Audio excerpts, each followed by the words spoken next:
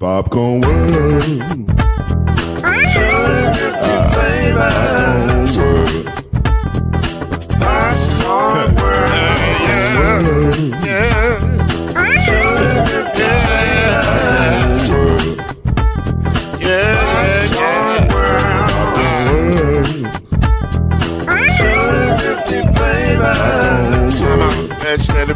Popcorn World.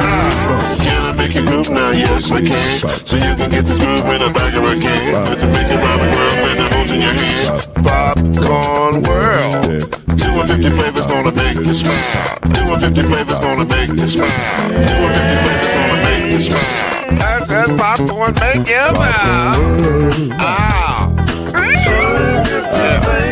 Popcorn World.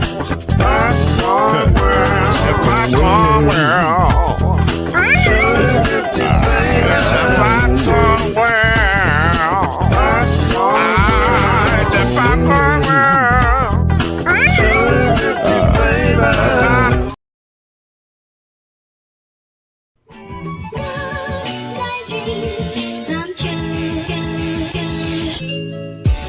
Now it's time for Believe in the ACC with our starting lineup. From Florida State, number 17, Charlie Ward. From Morehead State University, number 50, Lloyd Stan. And from Murray State University, number 2, Kendrick Haskett. Get ready for the best sports show about the ACC in all the land. Believe in the ACC starts now.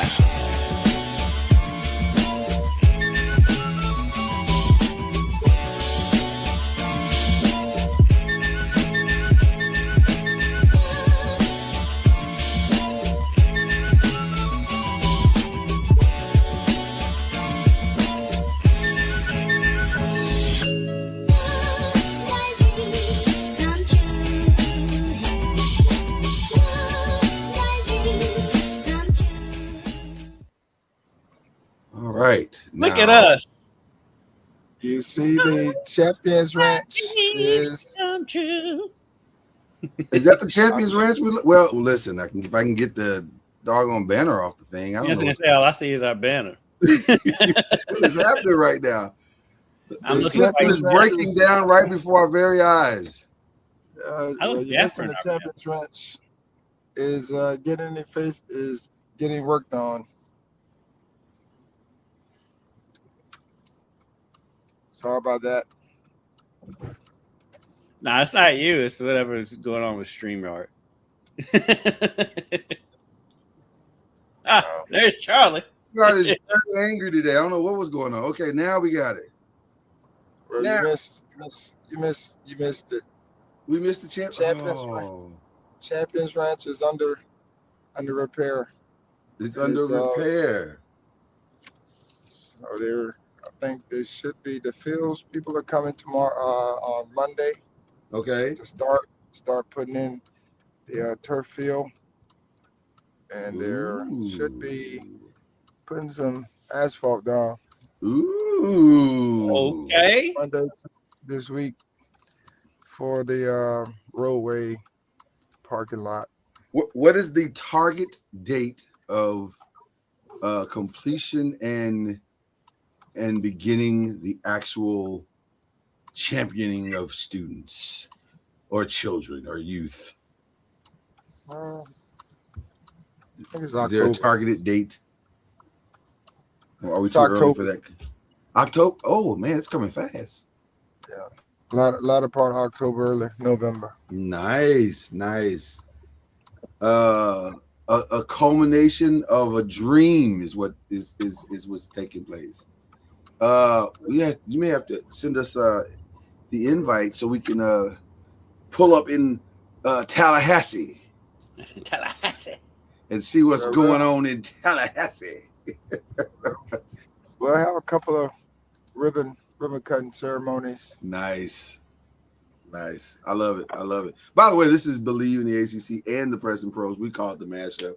2 shows in one, where you get a lot of information. But gotta be honest with you, our ACC talk is going to sound a lot like NBA talk today. Yeah, I was gonna say it might as well just be Preston Pros today.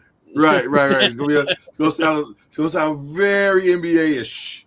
I can promise you that. We'll talk about the ACC guys in the NBA. Right, yes, right. that's what we'll do. That's how we'll blend it together today. But here's the reality: we ain't starting nothing. Y'all see the championship shirt Charlie got on. Stop playing. Y'all see this man with his NBA champion New York. Stop playing. That's where we got to start. Go. There it is, baby. Yeah. Charlie, how does it feel? Do you feel like jumping on the stoplight and just taking pictures? How do you feel inside? No, I'm not doing all that. But okay, it's not that. Okay. Yeah, very, very happy for the guys. You know, as I've said before, this is like the ending of a lot of heartbreaks that, you know, I've been a part of and the organization has been a part of over all these years of getting close. Yeah. And so just to see the guys and how they went about their business and making it happen was, you know, one for the ages, of course.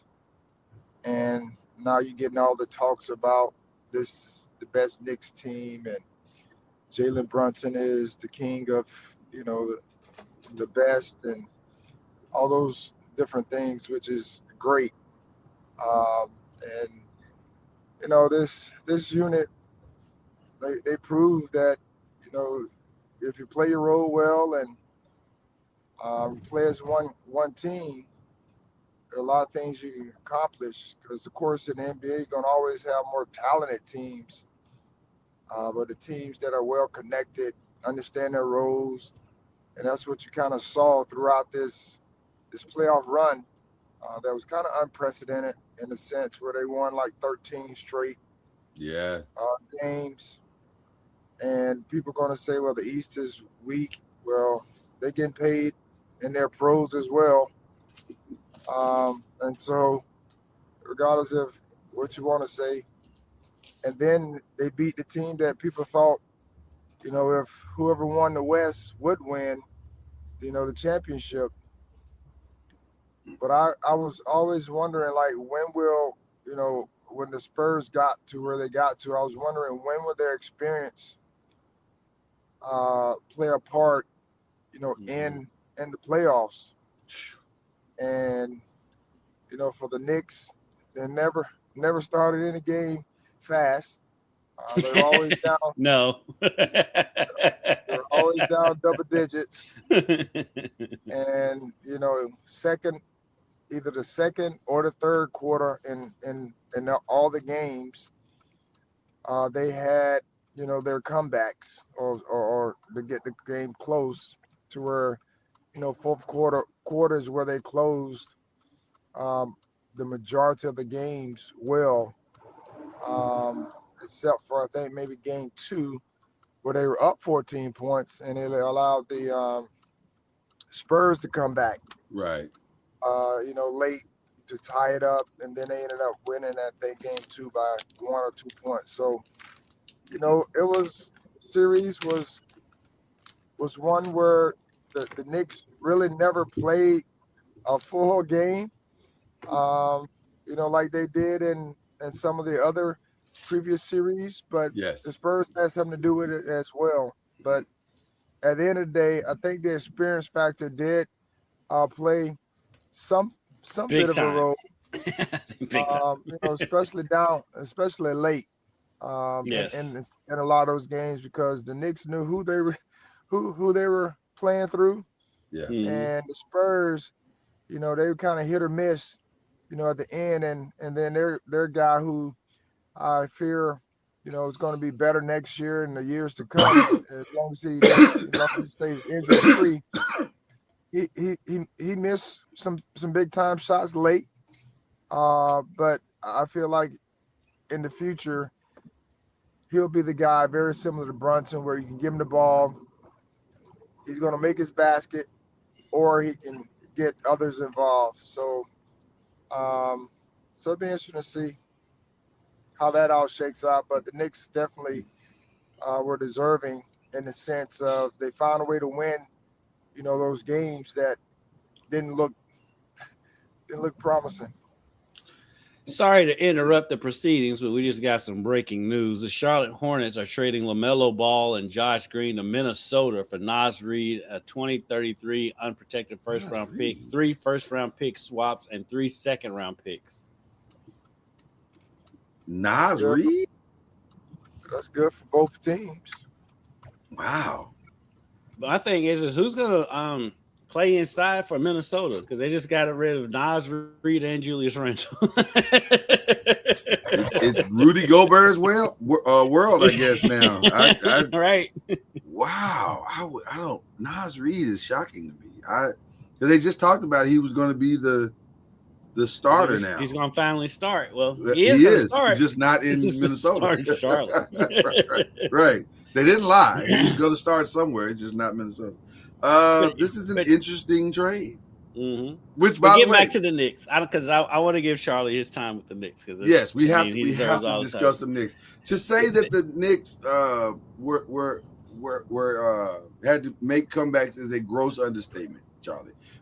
They led never, like they were down for 15 quarters in a row. and somehow pulled it out every fourth quarter except for one, and they should have won the one that they didn't pull out. Right. Now, some of that can be attributed. A lot of that should be attributed to the Knicks because the Knicks did not quit in any game they played in. But man, as a coach, I want to speak to Coach Junior just for a second. How do you not make the adjustments 4 times in a row? Is that trying to trust your guys? Is that stubbornness? Is that just inexperience? What is the reason that you can lose the same way 4 times in a row? I mean, you hear all the chatter about the coaching and coaching decisions, and you work to try to put a plan together.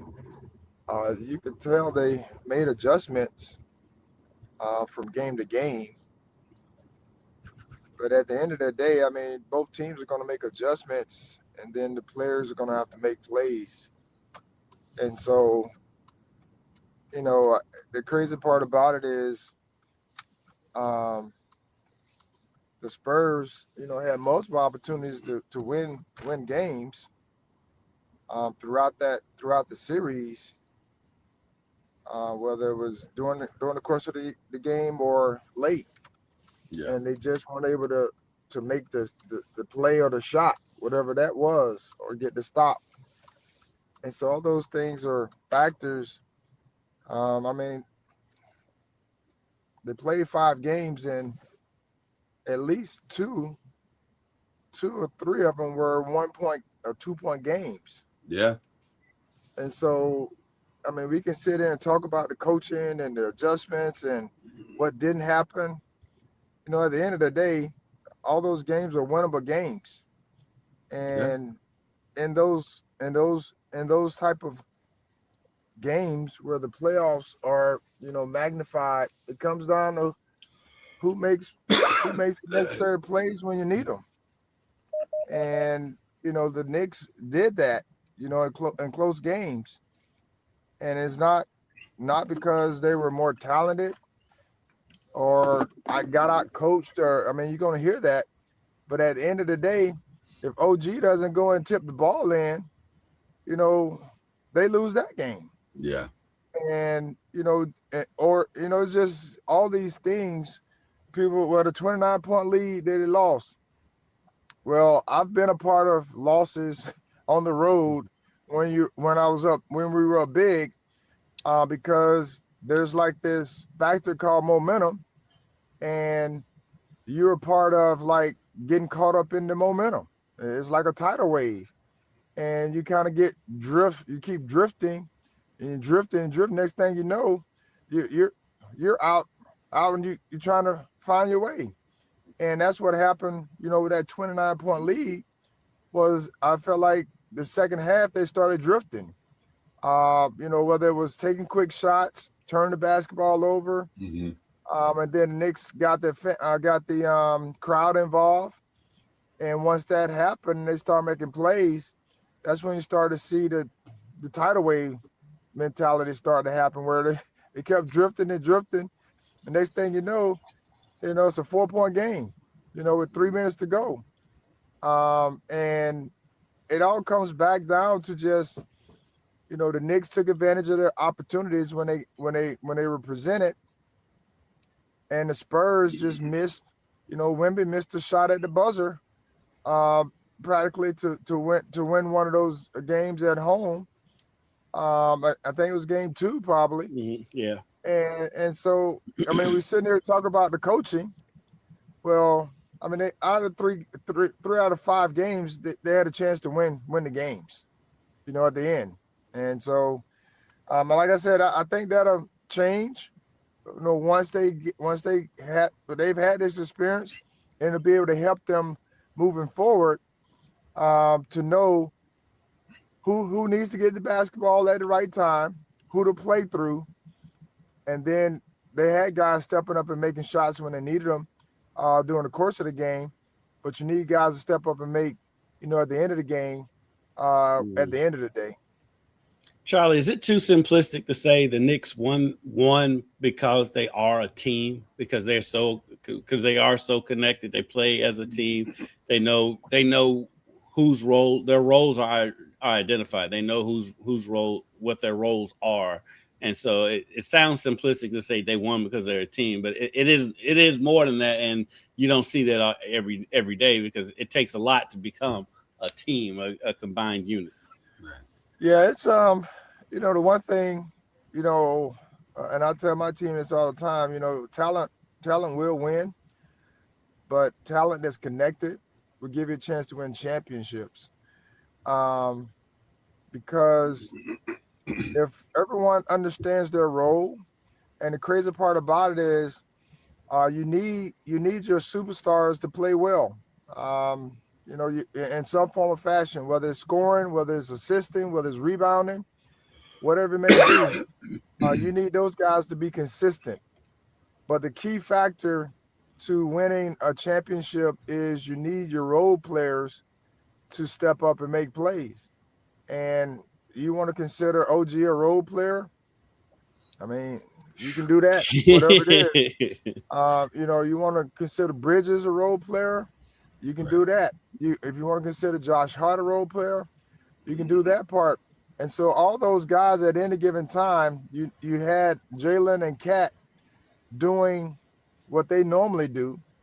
If they weren't scoring a lot, they were assisting or rebounding or making plays for others. They started to run through Kat, offense through Kat, throughout the playoffs.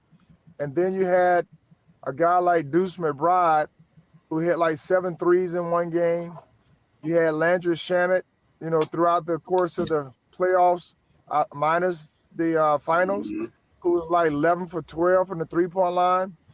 Then you had Alvarado, who came in and made some huge in game plays. 5. Yeah. Yes, some key plays throughout. He wasn't a big factor in a few of the series. And then in the finals, they throw him in, and he finds himself in the game late in a few games. And the Game thing 4, that I he was admired, huge in game 4, yeah. yes, the thing that I admired about Coach Brown was, and you sat there, I was sitting there coaching as well, but I'm sitting there watching him. There's a few games throughout the finals where he kept playing multiple guys, trying to find somebody to give him a spark. Yeah. And people are killing him about, he needed to stick with certain. Well, I knew what he was doing, because he kept putting in guys that normally, wouldn't be in those situations, but he was trying to find a spark because they weren't playing their best basketball. Yeah. And at the end of the day, he trusted those guys to go in and give them those minutes. And if they didn't play well, he took them out, and he put somebody else in. And that takes connection, knowing that you're going to get your chance. But if you're not playing well or not giving what we need, we're going to work to try to find somebody else. And you have to have guys that's bought into that philosophy if you're going to win consistently. Because if Deuce McBride, who's not playing well, he didn't play well in the finals, but now he ain't hit a he shot would go since in. Correct. And so he goes in, he doesn't play well, but coach replaces him. He doesn't complain about not playing, and you don't hear that. You know, he goes in, he gets his opportunity each and every game to go in and try to prove himself. And so that's what I mean by you have to be connected when you're going to win a championship. And everyone has to be bought in on, if I'm not playing well, then coach is going to try to find the next best player that can help us, you know, win in a sense. Well, let me start by saying, if you don't think this win means anything to the former Knicks of New York, then you didn't listen to Charlie just spit off pretty much every play that took place. That was and I love it because it did feel like this year there was a very intentional effort to bring the entire Knicks family together as one to be a part of this run, especially in the playoffs. It felt like every Knick you had ever heard of was somehow connected to this run in their own special way. And I hope, and I don't often agree with Stephen A., but I will for sure agree with him on this. I hope the Knicks find a way before ring ceremony night to bring Charles Oakley back into the fold and really, you know, embrace him again. Hopefully he and Dolan can get past whatever they got going on. That ain't happening. That is not happening. Okay. All right. If that happens, then we might need to start looking for heaven. Okay. All right. Well, you heard it here first, ladies and gentlemen. The apocalypse is coming, Charlie. He said, he said, first Oakley, then the rapture is what he said. First the Fat Boys broke up. Those events will happen simultaneously. So there you go. If Charles Oakley forgives somebody that's crossed him, it'd be the first time. But he might though. He might for this, for that, to be there for that night. He might. He did show up in San Antonio. He did. So, that's what gives me hope, Charlie. And his wife had his jersey on, which, you know, I'm like he's part. I mean, he's a part of the 94. Yeah. That came up short. So maybe, you know. I know everybody else has come back. God can do anything. But it would take an act of God. Let's be very if you had to pull this one off, that'd be right up there with water to wine, changing water to wine. He would have to stop doing a couple of things and be like, let me move this, let me move some stuff off my agenda. So I mean he's crossed a few people. That's just who he is. And you have to know who he is. Yeah. He went at the commissioner. You know, he did. And not saying he's not telling the truth, but it's just, you know, there has to be some. It just has to be some tack about it. Yeah, you know, if you're trying to get back in the mix, but as long as I've known Charles Oakley,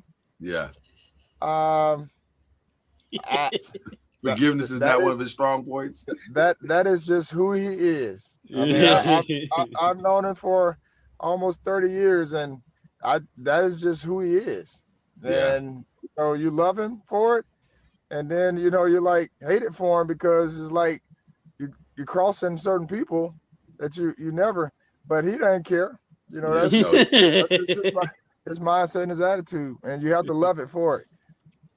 Charlie, do you feel the embrace being that you have not been able to actually physically be there, but do you feel the embrace of and the love of the Knick fandom on the midst of all of this?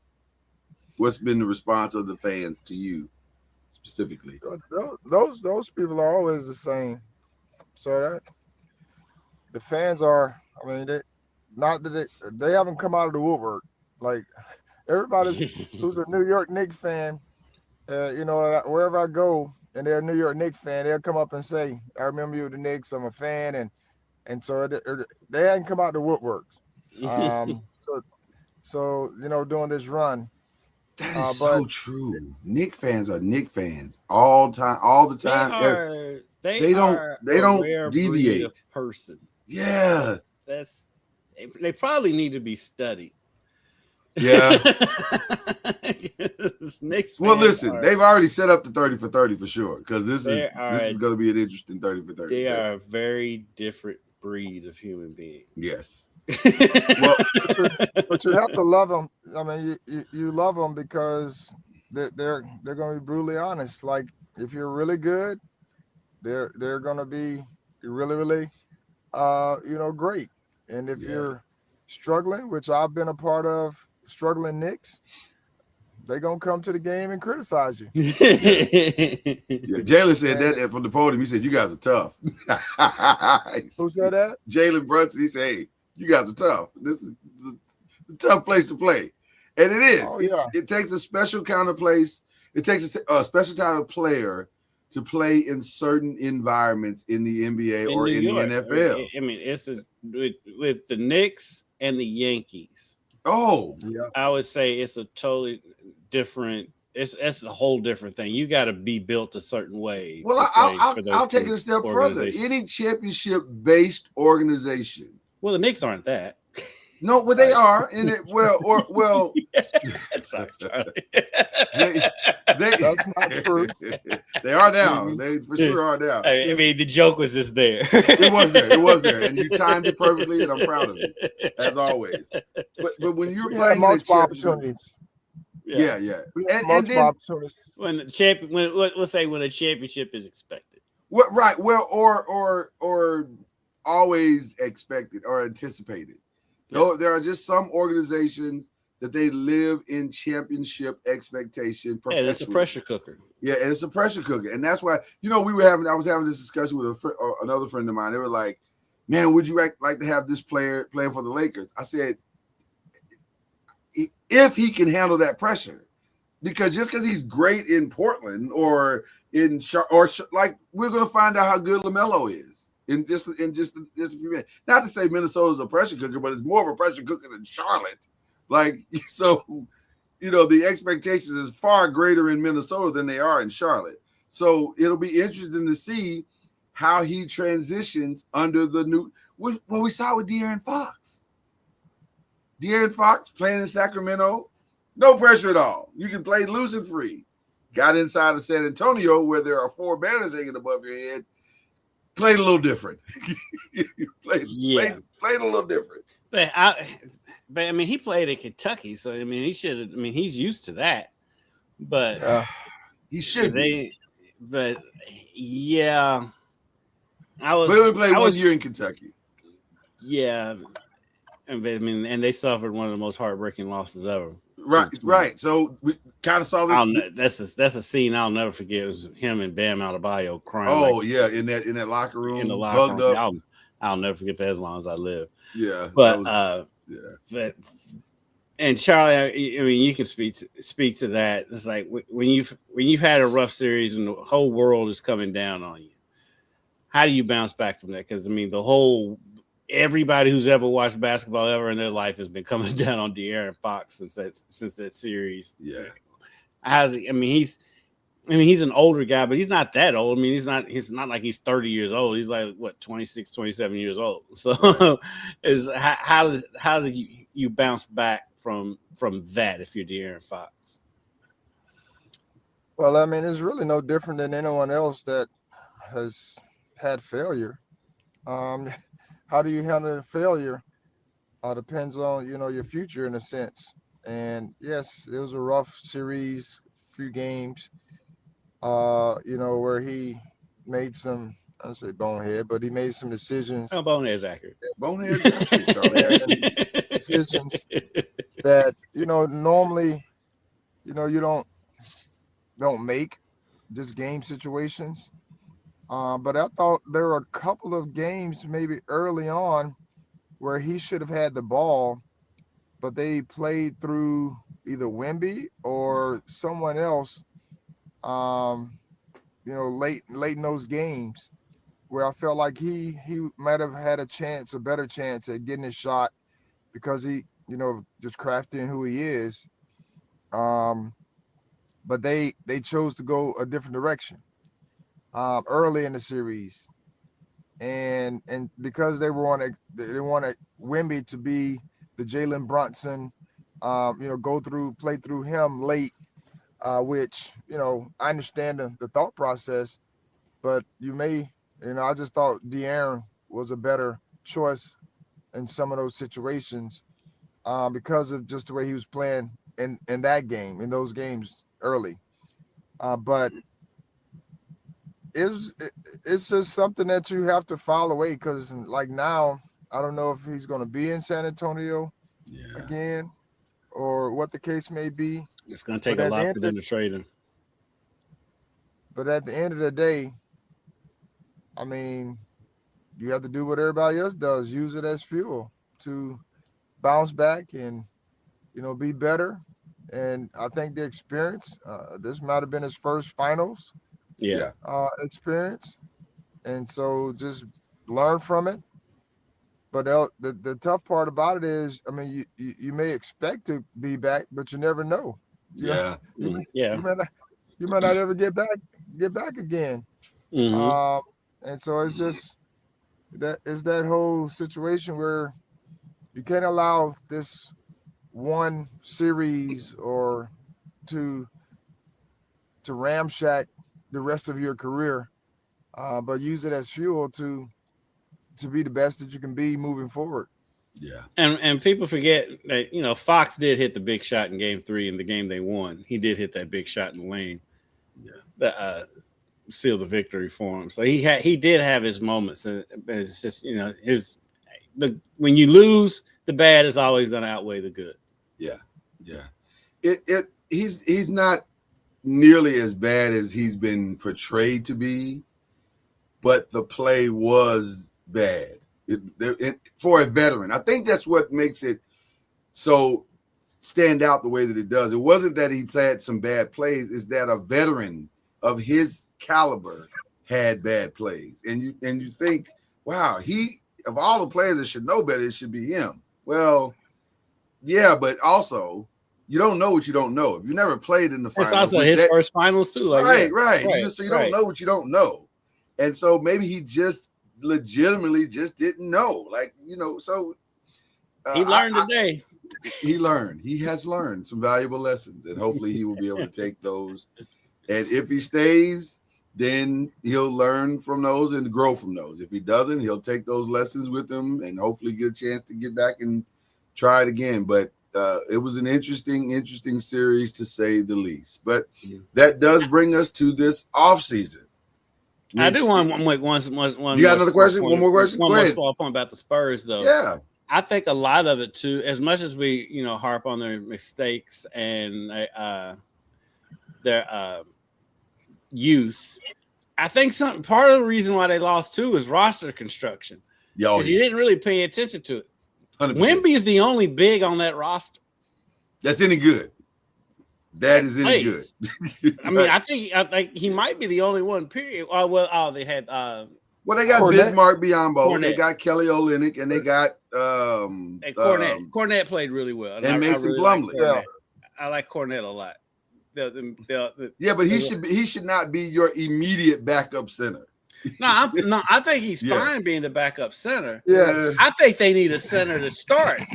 They need a center out there with Wemby because Wemby's essentially a 3 that just happens to be 7'5". Yeah, I wouldn't mind having. I wouldn't mind having another center if I was them. If I was the Spurs, I'd try to get Hartenstein since he's a free agent.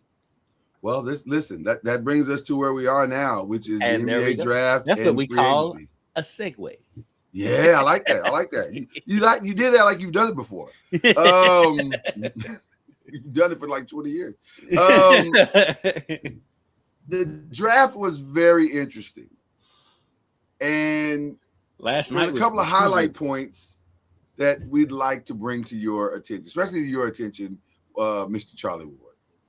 And the one that stands out the most to me is the 11th pick in the draft. Everything else was pretty chalk. You can argue all day long about should Boozer have gone before Caleb Wilson. Did Memphis make a mistake? They should have taken Caleb Wilson as opposed to Boozer. That stuff is, we'll see in time. But the one that stood out the most to me on day one was, and it went viral very quick, by the way. One Joe Lacob, who was very, very angry at the selection of one Yaxel Lindbergh. And everybody was like, why is he upset? Because if you look at Yaxel's game, it seems very catered to a Golden State Warrior roster. In fact, it seems perfect for a Golden State Warrior roster. So, and I was watching it with the draft with some people, and I'm like, they should take Yaxel here. And it's exactly what they did. But the viral video was Joe Lacob very upset at Mike Dunleavy for that pick. Well, got a little inside baseball for you, Kendrick.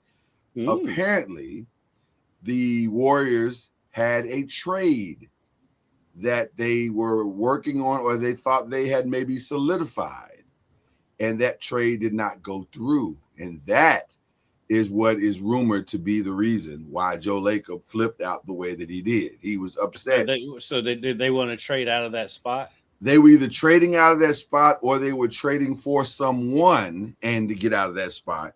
And it did not happen. So the Yaxel thing, I guess he was probably first on their board or something. And which, by the way, he should have been at that point. I would say it's him or a Dame, or any of those guys. But that was very curious to me that he was so upset. So that was one of the things. The other thing that was interesting to me is that Yaxel slipped past the Mavs with Dusty May making his first selection ever, or the Mavs making their first selection ever, and they went with Morez. And I was like, over Yaxel? Like, to me, that baffled me. Maybe Morez has way more upside. I don't know. Charlie, I'd love to hear your thoughts. So just to, the Lacob, and I mean, those things I'm sure happen more often than we see. Yeah. As far as owner personnel, not agreeing on certain things and what have you. And those are just things that normally happen. I'm not saying all the time, but I'm sure they happen more than we know. Right. It's just happened to be caught on camera. Yeah. Well, that's the thing that not to cut you off, but that's the thing that really caught my attention. That's the second time something relatively egregious happened in a Golden State building, and someone you also decided, have a vendetta against Mike Dunleavy too. There's that. No. Well, no, I don't have a vendetta. I think he's going to be fired. But he's absolutely going to get fired. But you keep saying that, but he's still there for now. He's playing that Elton John song. I'm still standing. for now, stay tuned.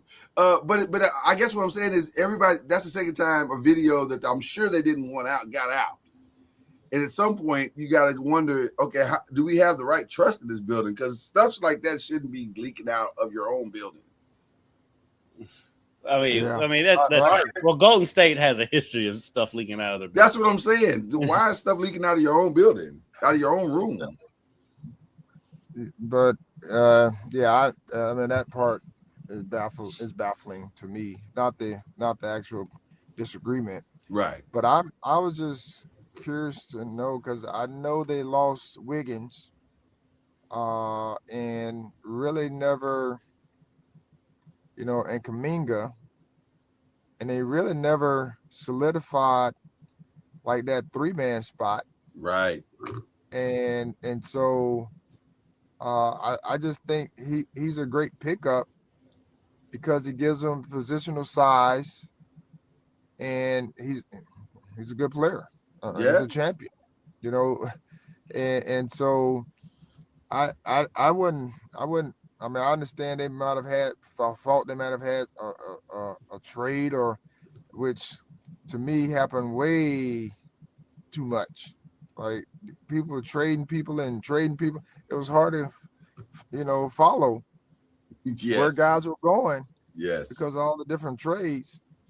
But at the end of the day, Yaxel is a very good basketball player, and I thought it was a good fit for them because they needed positional size at the 3 spot, and someone that's younger and can be a focal point. As Draymond gets older, I don't know, who they're looking for, but with Yaxel, I think he can help get them to a level. I don't know if it's the top level, but I know he can help get them to a level, if need be.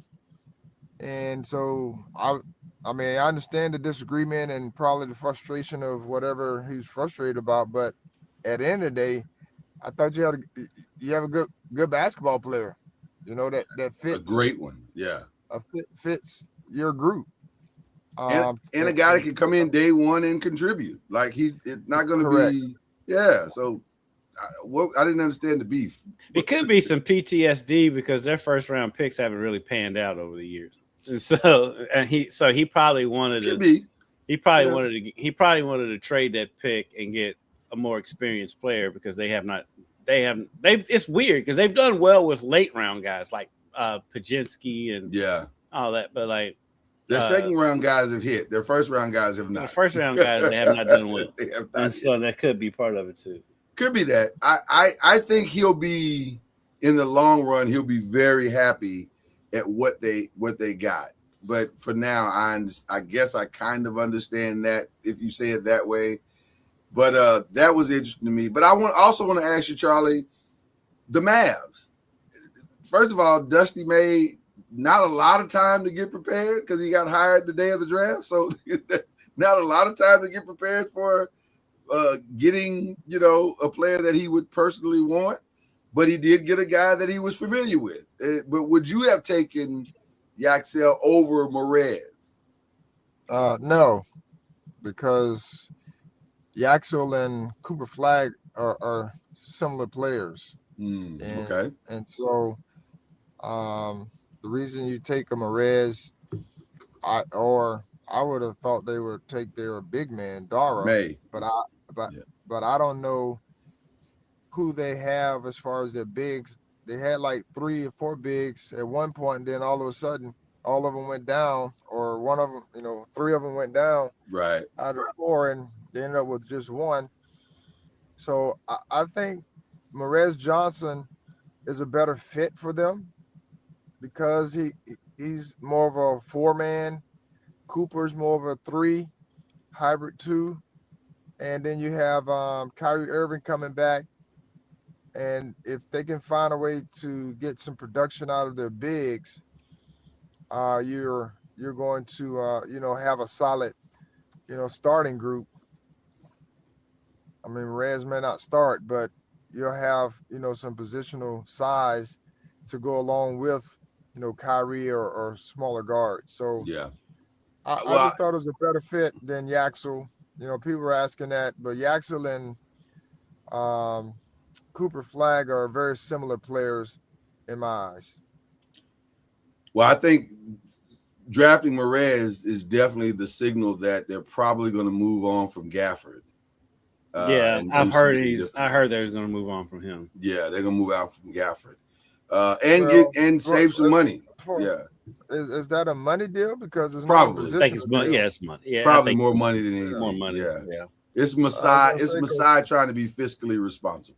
Because I was gonna say they don't play the same position, so that's why I was saying. But they pull the money from the same pool, so they're like, "Yeah, we can't pay the same budget." Yeah, they just want they going younger and enjoy that rookie contract rather than buy him some time, buy him a little time before he's got to start paying guys. So, do you all think that the NBA should revisit this second apron thing? Because like 90% of the moves being made right now are teams just trying to avoid the second apron, and so now you're seeing good players being shipped all over the league just because teams don't want to move into that second apron. Do you think they need to address that? or should they keep it just to keep competitive balance? That's just exactly where I was headed. Just because it really is. It's just a question. Just because it is crazy to see how many teams are just making moves just to avoid the second apron, and rather than making moves based on talent and what their roster needs on the court. It's just but that's exactly where I was headed. I'm in a catch-22 in that question, because while it feels insane to have to move on from a Jaylen Brown because we can't pay two guys $300 million or $400 million ultimately when it's all said and done, boy, it does feel good to watch basketball and not know before the season starts who's going to win the championship. Like, it feels it's competitive. It's very competitive. It's highly competitive. This was a fun off season all the way. I mean, playoff from start to finish. And that is what ultimately drives rating. The Knicks being in the championship, highest rated one since 1998. So that part makes it really nice. And I think if you can have that, then it's working. It feels like it's working. But boy, the teams that are willing to spend, you've kind of put handcuffs on them now, because some teams didn't care about that second. They didn't care about how much Golden State used to. Right. Golden State didn't care. And they were like, we'll keep spending until we, as long as we keep winning. And now everybody gets to spend the same thing. Well, okay, hold on. So we're balanced now. How is that fair to us when we got the money to spend? So I don't know. I'm in a conflict of that, because I like the competitive balance, but I get the Golden States of the world saying you snatched our legs right from under us. Yeah, I mean that's the thing you keep hearing is they've had 8 champions in 8 years, a new champion. So they're not going to take that one away. When you're having a competitive balance that no team has repeated over the past 8 years or whatever the case may be. So that's going to maybe that's what baseball needs, and I think they're heading baseball for needs something a lockup, because I think that's something the owners are gearing up for, and the players are going to have to have some they're going to have to stick it out if that's the case. But there has to be some form of a cap, second apron, whatever you want to call it. And I think it's going to trickle down to college as well, for, how it'll be a different name, but it'll be very similar concept, because you're starting to get very similar vibes with teams spending $40 million on a football roster compared to other teams that, barely scratching the surface at 20 million or 27 million or 30. It's a big discrepancy. Yeah. And so it's just, I think it's going to end up at some point getting to all of these places, because it's always been have and have nots. Let's just get that in there. It's always going to be that. But how can you close the gap between the haves and the have-nots is the question that the NBA has kind of figured out. And they've seen this run where, they implemented that second apron type deal, and you start to see teams not want to, because the money keeps going up and up and up, and teams not wanting to spend so much, even though they're making a lot, but they don't want to spend all of it. Pay that luxury tax. Yeah, correct. So it's just, and to me, that is what the NCAA is missing. Rules that you can enforce, whether it's collective bargaining or not. If there are rules, we normally follow them. If there are laws, we normally follow them. And some of the laws we don't like. Well, we have to follow them just because they're the law, Yeah. And I just think that's part of this whole evolution, that there are rules that they can actually enforce, and people are actually, there's a consequence if you don't. I mean, if you want to go to another level, okay, well, there's a consequence for it. It's not, well, I could just do it because I can do it and bump everybody else. Mm-hmm. And so it's just that whole, it's the factor that, you know, there are consequences for going over a threshold. Yeah. And then Yeah, I hadn't even thought about that for college, but that is a good point at that. But yeah, that is a great idea for college because I hadn't even considered that. Yeah, and then the other thing is going back to the NBA for a second. They're gonna. This is why you see small market teams also saying our only option is to take the star that we've grown up, homegrown star, and at some point we have to flip them and make something else happen because it's hard to get somebody to want to come to Milwaukee. It's hard to get somebody to want to come to Charlotte. Charlotte, lovely town, but it's not. Charlotte's awesome. I love Charlotte. I love Charlotte personally. I don't have a problem with Charlotte, but also if I'm an 18-year-old millionaire, maybe I don't want to live in Charlotte. Maybe that town may be too slow for me or whatever it is. So to get free agents to come, trust me. Yeah. If somebody's giving you $100 million, you go to Charlotte. I wouldn't think it would matter where you go, right? you're going to wherever they But the thing is though, Utah. is now it's like multiple cities can give you $100 million. So then it comes down to, do I want to live in Charlotte? Do I want to live in Miami? Right. Miami's gonna win out every time if the money's the same.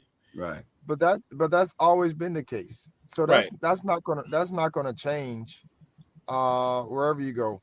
But I just know, if you have a choice, I mean that's on the person that has a choice. But how many free agents are there? Because I mean you get certain guys that are free agents. But at the end of the day, like Milwaukee they don't have a bad team. I mean, they got rid of, not rid, but they moved from Giannis, and they got like 100 people back.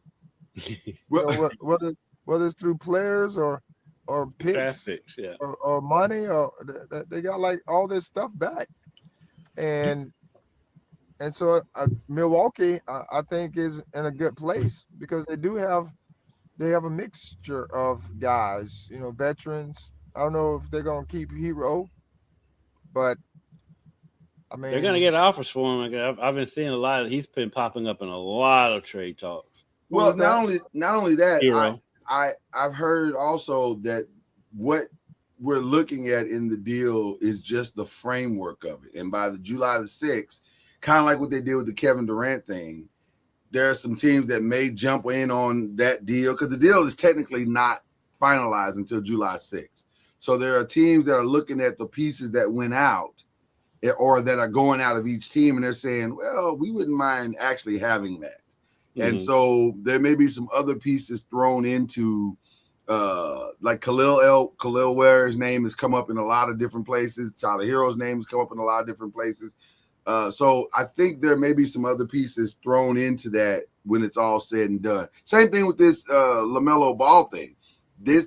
The framework of the deal is right here. We're looking at it right now. But then also, it would not surprise me if the Nets throw in some version of the Julius Randle piece into that, and then now these deals are combined into one. I mean, people are having to be really creative as to how the money's going in and out and how the players are going in and out to make it all work. So I was asked, hey, how do you feel about the Giannis thing? Did they win? Who won the trade? I was like, I have no idea. Because if Giannis and them win, then I guess they won. I don't know. But we don't know what these other picks are going to become. So, and it's going to be interesting to see what Miami does with the rest of their roster. I mean, right now they don't even have 12 players on the team. And they only have $18 million to fill those players. So they're most likely going to lose Norman Powell, and Andrew Wiggins. I think they can't seem to afford either one of them. So and they're going to desperately need shooting with those two, with Bam and Giannis out there. So now I will say this: getting Ryan Cromwell was a steal. They don't know it yet, or the rest of the league doesn't know it yet. But that was a steal. That was a good draft pick. That was an interesting. That whole deal with them moving up to get him with OKC, and then OKC getting Oway, and then how all that worked. It was very confusing, but they got because basically OKC they definitely replaced Lou Dort because Cason Wallace was kind of a clone of Lou Dort, and now Yes. Oway is kind of a clone of the two of them too. Yes. So they basically have that same dynamic going with those two players and Lou Dort, and they can pay him less because Lou Dort was up for a contract extension. And so Lou Dort should absolutely start packing. Lou Dort has a U-Haul truck out. Yeah, it's a wrap. Call U-Haul immediately.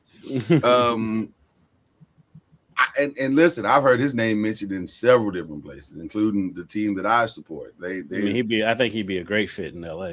Well, I think that's what LA is going to do. They're going to just basically surround their guys, which now are Austin Reeves. And by the way, I know this is early in the show. We normally do this at the end, but shout out to Austin Reeves. From undrafted rookie to the highest undrafted rookie contract that's not even a humble flex. That's a full-on flex, and rightfully, deservedly so. That is outstanding, man. I'm so proud of that kid. Feel how you want to feel about his defensive efforts, but but still, that's amazing for him to have made it. I mean, can you imagine? You're undrafted, and now you're about to be paid $185 million. That's pretty cool. Yeah, it's an awesome story. That's pretty cool. Seems like a good kid, and he brings a lot on the offensive side. Yeah, defense. It's optional. Well, listen, there's work to be done. Defense is more optional than that fourth year. It really is. It really is. It really is. But that's what they're going to work on. They're going to spend the entire rest of the offseason figuring out how to shore that part up. And I think they will get the team around Austin and Luka that can support their defensive efforts. Is that a nice way to say it? So is dominating coming back? I can't imagine that he is. I think that experiment wore JJ Redick completely out. He just and Laker fans. Yeah, well, listen, Laker fans, we are over it. Take your talents and your chain and head out the door, please. Like what was that?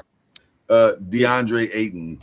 Or dominating. Or dominating, as he likes to call himself. I think you're already in trouble with a player when they give themselves their own nickname. That's when you really. The fact that he was coming at Clint Capella like the way he did. Did you hear about that, Charlie? Well, for the record, DeAndre Ayton doesn't love basketball. Yeah, that's obvious. Yeah, he loves what basketball provides. He plays it because he's good at it. But he say it. Yes.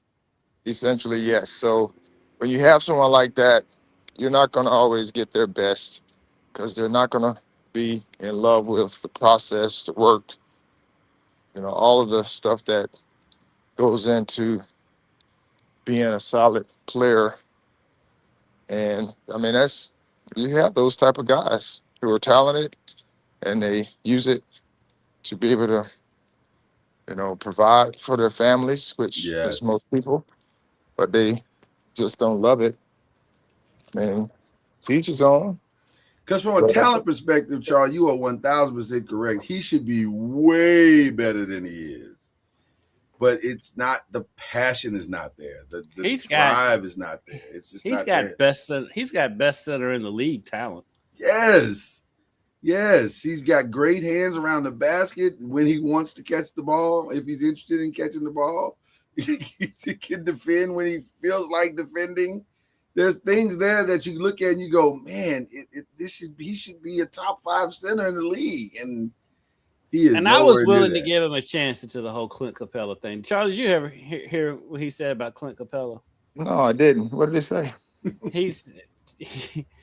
He said that JJ Redick told him that they want him to be play like a Clint Capella role, and he was like, Clint Capella, I'm better than Clint Capella, basically in a nutshell. And I'm like, no, you're not. You're not. You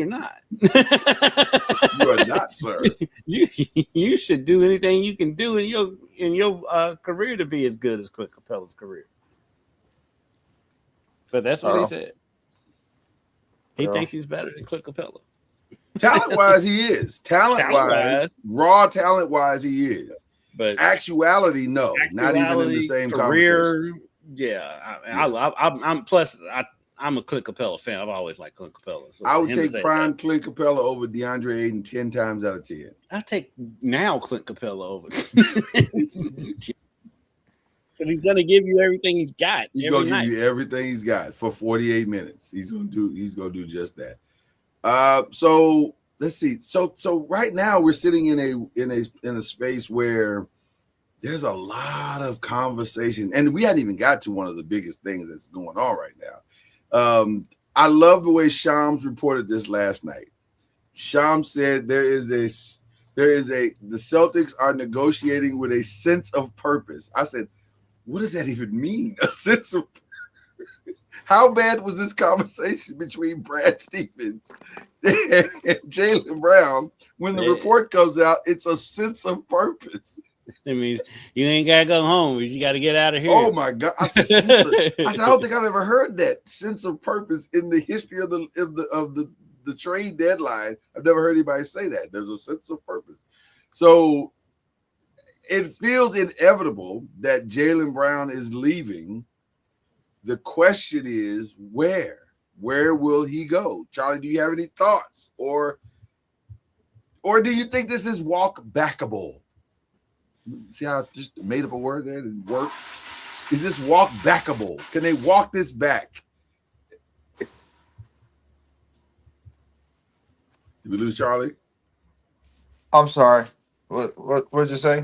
No. We were just saying with the Jaylen Brown situation, where do you see him going? Or do you think that the Celtics should walk this back and try to fix it? Because according to Shams, they are negotiating with a sense of purpose as it relates to Jaylen Brown, which hints at an inevitability as opposed to them trying to mend fences.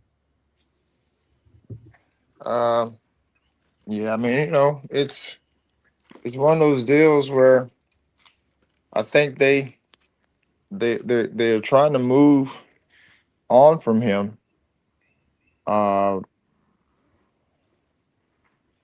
To try to, I think they maybe, I don't know. I mean, That's a great way to say it. He's one of their best players, and with Tatum being out, and in the playoffs not coming back or being 100%, and it's kind of a difficult situation because they're both very similar type players, Right. and I think they made it work, but it's probably not the best and ideal situation.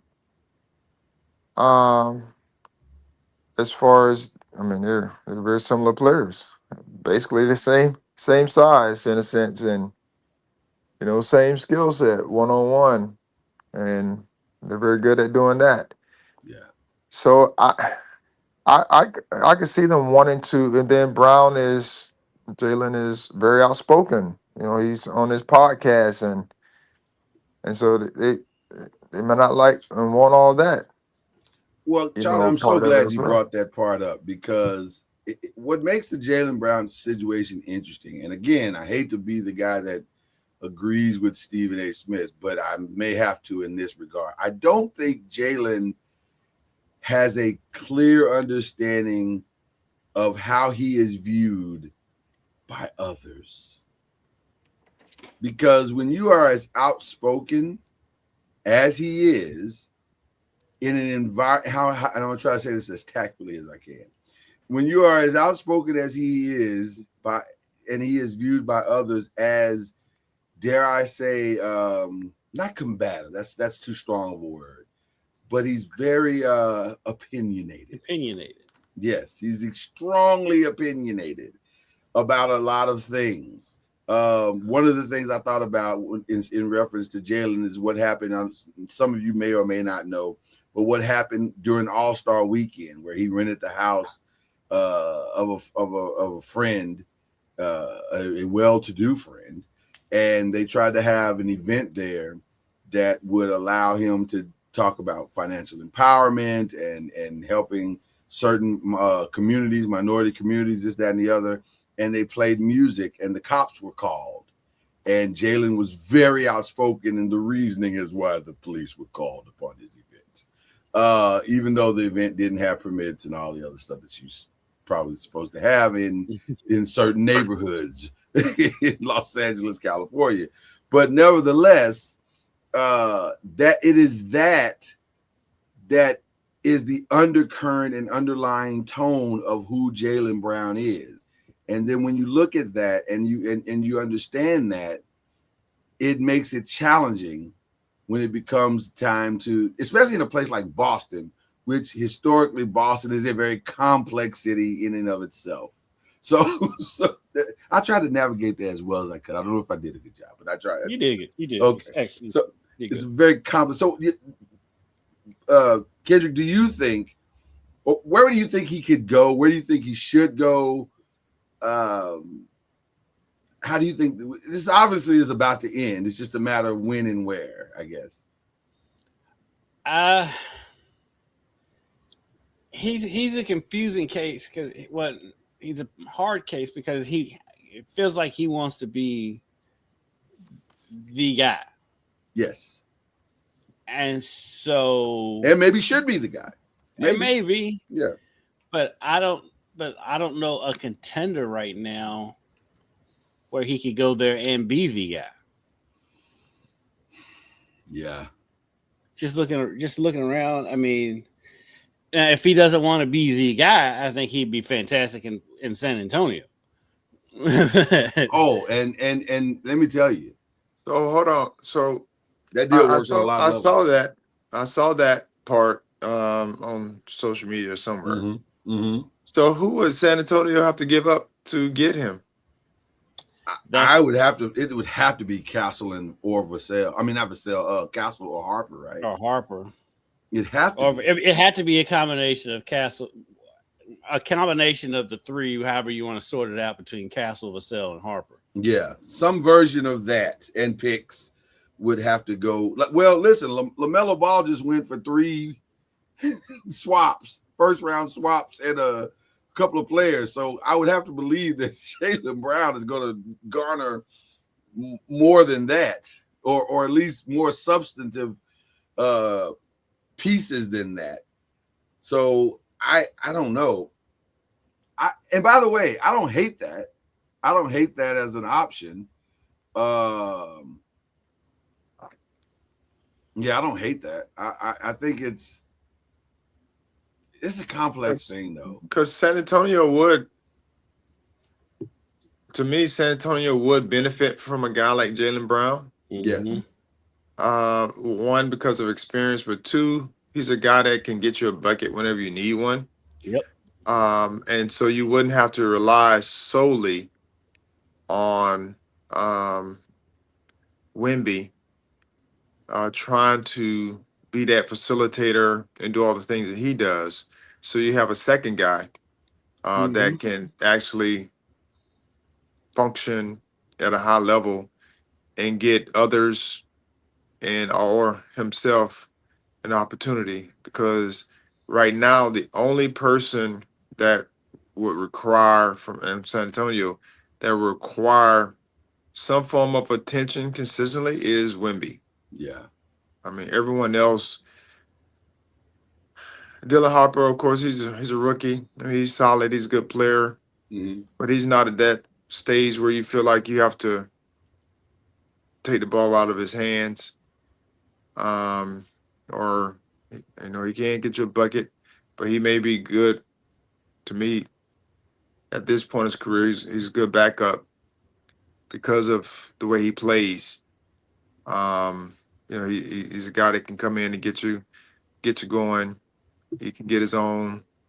And not saying he's not a starter, Yeah. But just right now, the way he plays, he'll be a good backup to give you some bench production because you need good bench production. I thought about Fox, Charlie, in pairing him with Tatum. Maybe you can get away with that, but I agree with you. That is all contingent upon where you think Harper is.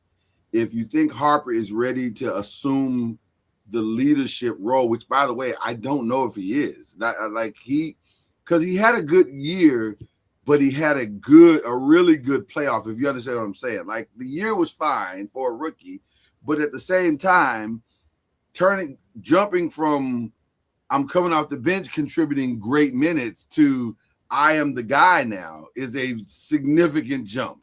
So are you ready to do that with Harper? But the other thing is Harper ready to?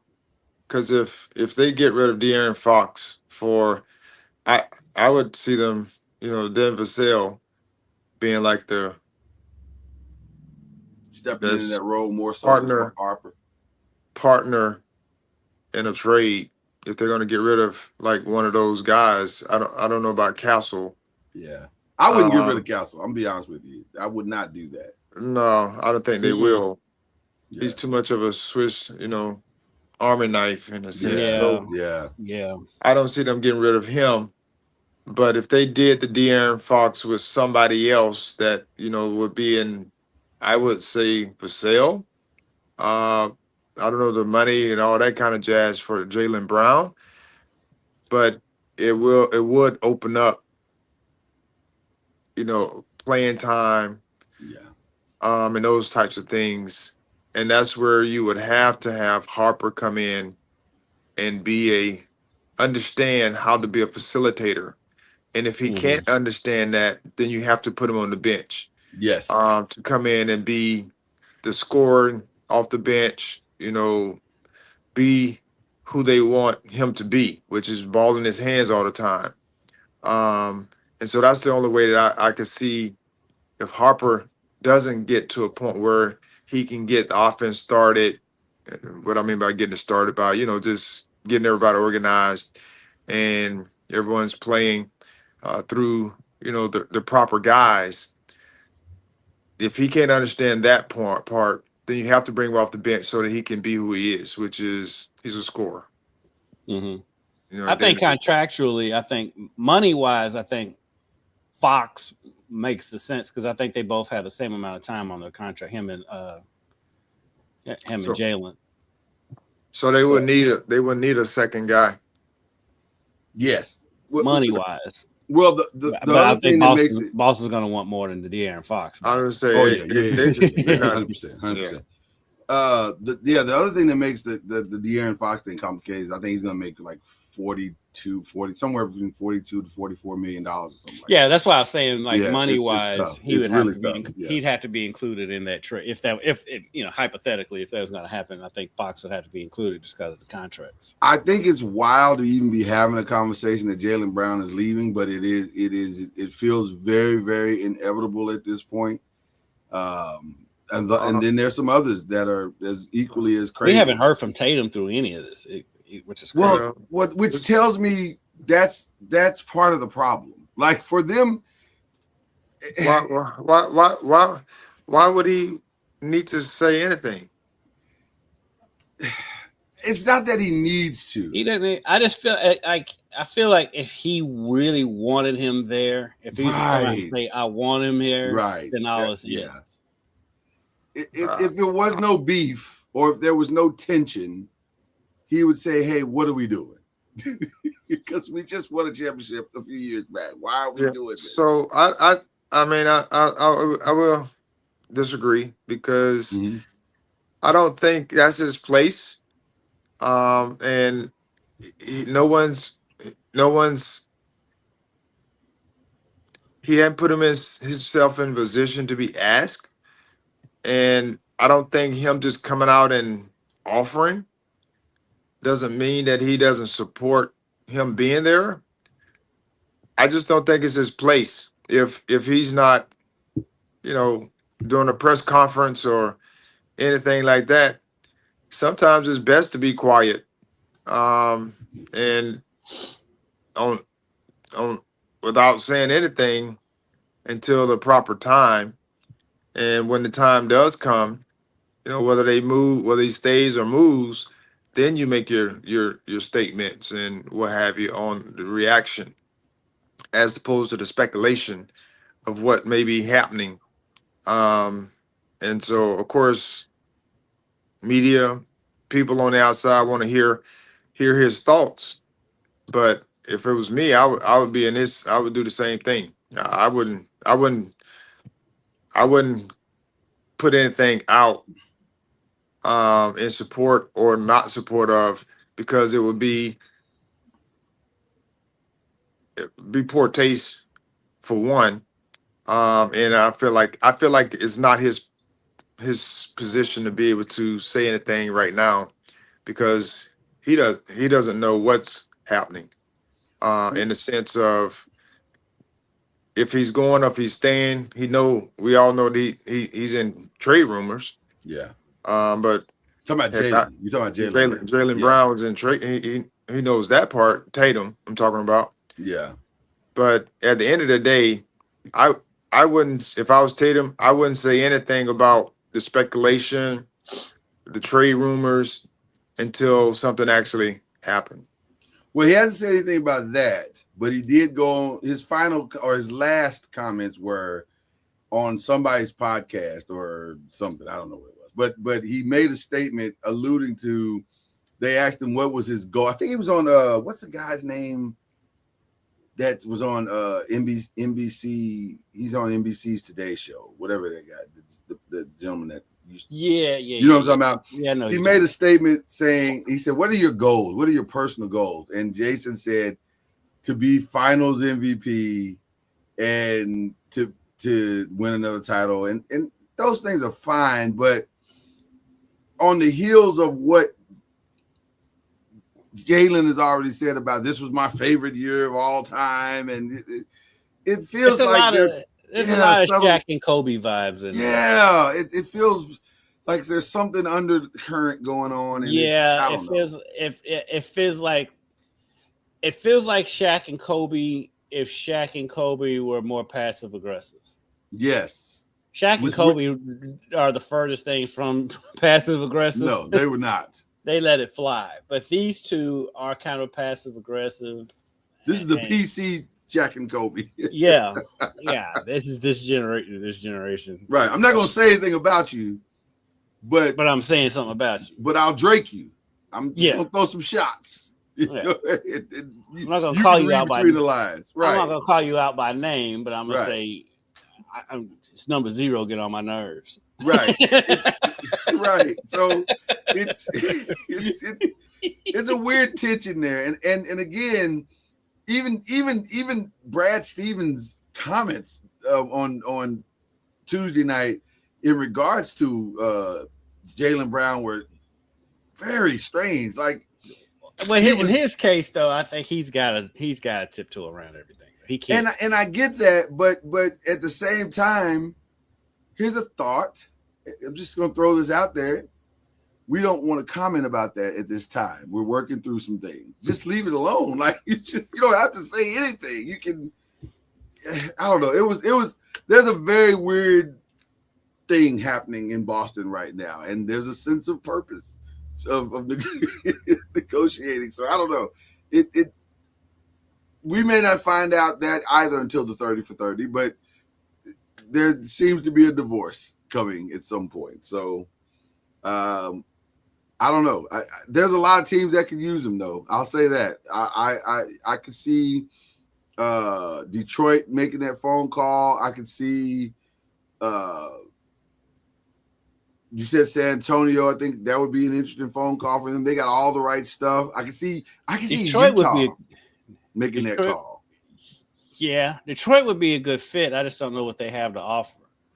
Well, they don't want to pay Jalen. Utah makes a lot of sense. Utah makes the most sense. Yeah, with Kessler supposedly wanting to leave. Yes, that makes 0 sense to me. But and he's familiar with Danny. He knows Danny. He trusts Danny. Well, Danny is known for hooking up his boys. In Boston. Exactly. And so Walker Kessler, that makes sense. That was one of the first ones that came to mind. Because you can send Kessler and what was the rookie they got last year?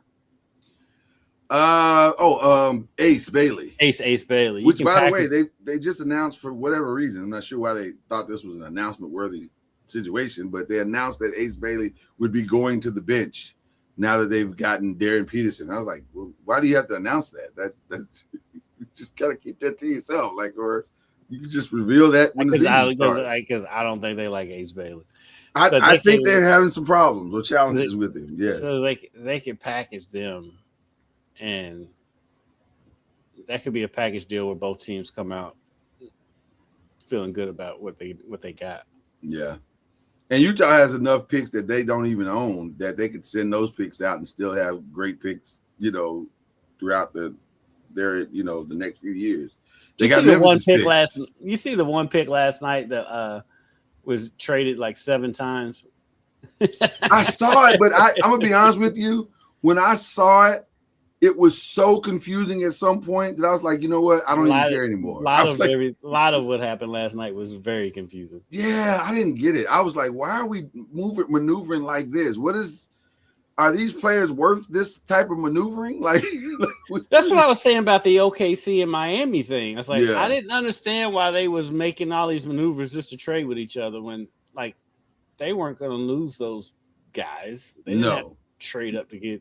I mean, I love Ryan Conwell and Ortega Oweh, but I don't think they needed to trade up to get either one of them. He was going to be there regardless. I think, but it was, I don't know. It got real strange last night, but yeah, that's going to be fascinating. The Kawhi thing is going to be fascinating. Kawhi is a very fascinating deal. Because he's still a valuable. To some degree, he's still a valuable piece. He had one of his best years of his career last season. He did. Which was terrible. He did. He did. Listen, this may come down to what Uncle Dennis wants. What does Uncle Dennis want? Where does Uncle Dennis want? Uncle Dennis needs to want to be quiet. Well, Uncle Dennis has caused a lot of issues in Kawhi's life. Uncle Dennis has been problematic, to say the least. By the way, I heard something last night that the Spurs also may look at bringing Kawhi back. I saw that. I was like, get out. We coming full circle. I mean, he'd be perfect there. He'd be absolutely perfect. Makes sense. I don't know if he'd come back. But. The NBA, boy, it is something else. Who would he? I mean, it's fantastic. Who would he? I'm just trying to put him on the Spurs. Like he gives them that go-to guy that they need. I don't know who that. Well, he's not the defensive guy he used to be, though. No. Yeah, but you got Wemby there for that. But I'll be honest. Saying, just in his energy defensively, I don't know if it's. I mean, he's definitely declining, especially with the knee injuries and different things. 100%. And I think he would, he'll fit in because he's a veteran. He knows how to read the room. I mean, he would be a short-term. Yeah, it'd be a short-term thing to help try to get him across the finish line. I don't think the short-term success would be worth the longevity that you get if you don't make the deal. I think the Spurs got to calm down. That's what I think. I think the Spurs got to calm the way down. Because I think the Spurs are fine. The Spurs' biggest problem to me is just they need another big. Fix your front court, and you may have done that, although it won't pay off this year because it feels like Jaden Quainance is not going to play this year because I heard reports came out that he's got another knee or they haven't quite. They need to clean up. Like they thought. They need to clean up the knee again, and I think it said the timeline could be up to 6 months. Right. So, but at the same time, if you just make a couple maybe subtle moves to maybe get a backup, like there's Robert Williams out there, there's There's a couple of other bigs out there that are available. Maybe that's all you need. It's just to get Mitchell Robinson's going to be out there. Robinson could be a solid backup for them.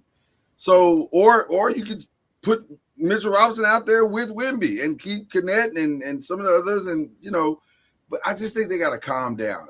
I think sometimes when you lose in the manner that they lost, there's this propensity to try to overthink it and overfix it, overcorrect what went wrong. And I don't think listen, to me, the Spurs are way ahead of schedule.